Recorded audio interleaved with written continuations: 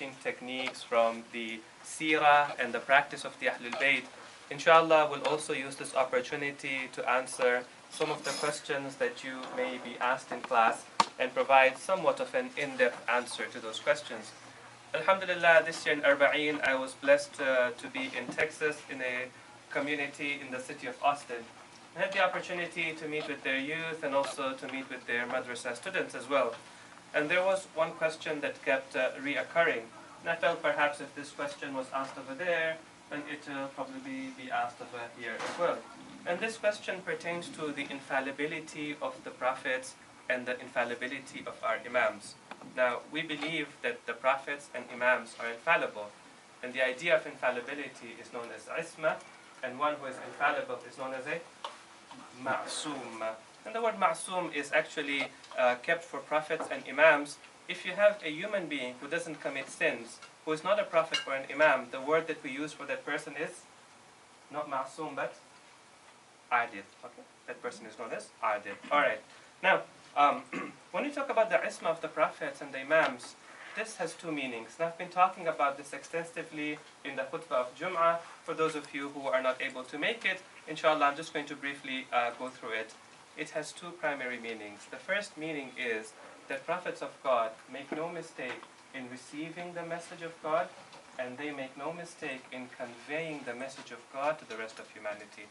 The second meaning that it also has is that prophets of God and imams do not commit sins.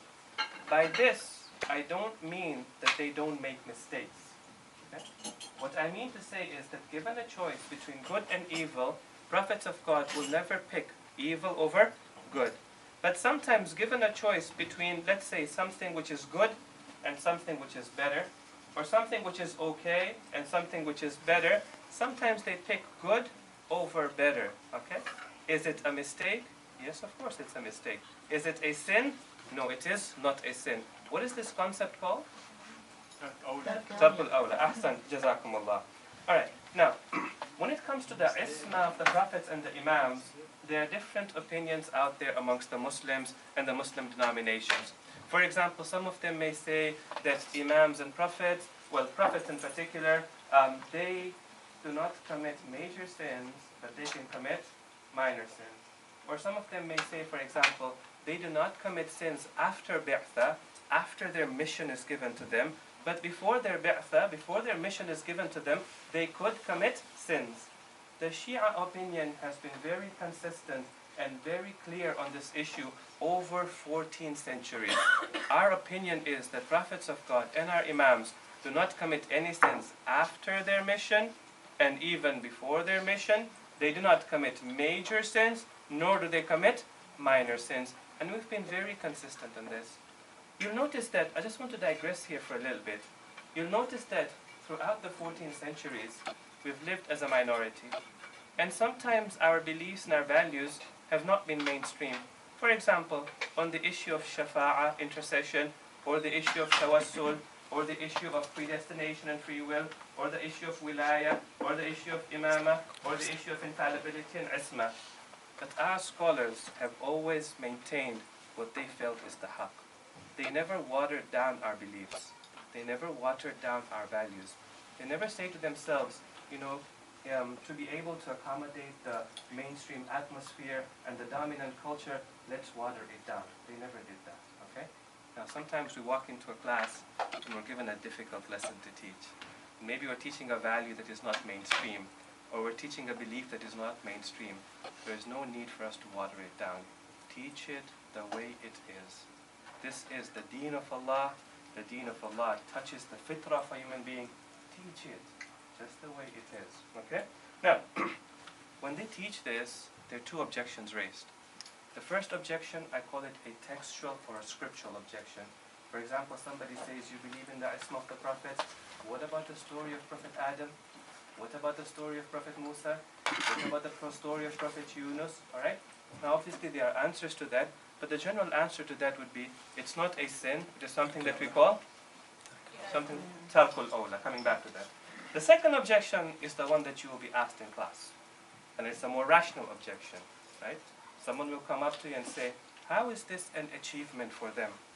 Why am I supposed to respect them for it, right? if they cannot commit sins, right, then this is not an achievement. For example, a stone. Can a stone commit sins? No, it can't. A tree. Can a tree commit sins? No, it can't. Does anybody say, MashaAllah, a tree is ma'soom? Or a stone is ma'soom? This is supposed to be an achievement for them, right? Somebody will come and tell you, if Allah subhanahu wa ta'ala gave me isma as well, I too would not have committed sins. Alright? So that's the question that you will get. Right? Now there are two answers to this. The first answer I want to give this week. The second question I want to raise, and the answer for that will come next week. Alright? The first answer, and something that should be very clear in our minds, is that when we say that prophets of God do not commit sins, it doesn't mean that they cannot commit sins. It doesn't mean that God has taken their free will from them. It doesn't mean every time they want to commit a sin, an angel comes and holds their hands, or holds their tongue, or holds their feet, okay? That is not the case. What we believe is that Allah subhanahu wa ta'ala has given them a special knowledge, a special argument, what we call a special burhan. And because that knowledge is with them, whenever they come across an avenue or an opportunity to commit sin, they simply have no desire to commit that sin. And the best example I can give you is the example of Prophet Yusuf. Yusuf and Zulaykha. And this example is given to us by our 8th Holy Imam. And the 8th Imam, Ma'mun, asked him, what about Yusuf? Did he not desire Zulaykha as well? And the Imam quoted him that verse from the Quran, وَهَمَّتْ بِهِ وَهَمَّ بِهَا لَوْلَا أَرْرَأَى بُرْحَانَ رَبِّهِ. Right? She desired him. She wanted him. In fact, the ayah of the Quran says, وَغَلَّقَتِ الْأَبْوَابِ. She closed the doors. There were many doors. And not just closed them, but closed them very tightly. There was no escape from it. And what about him? Did he also desire her? The Quran says, and he would have desired her as well, had he not seen the proof and the argument of Allah subhanahu wa ta'ala. So he had the free will to commit a sin. He simply, because of that knowledge, had no desire to commit that sin. I think all of us can experience that. I'm going to say today that all of us here are ma'soom, but in a very limited sense. For example, there are some sins or there are some crimes that you wouldn't even imagine committing. If I were to ask you, what about killing an innocent child? Would you think of doing that? You wouldn't even think of doing that, let alone doing that. This same feeling that we have with respect to this particular crime, the prophets and the imams have with respect to all sins. Everything that is unethical. That answers one objection. But the objection comes back to you. And it says, okay, so Allah subhanahu wa ta'ala gave them the special knowledge, the special vision.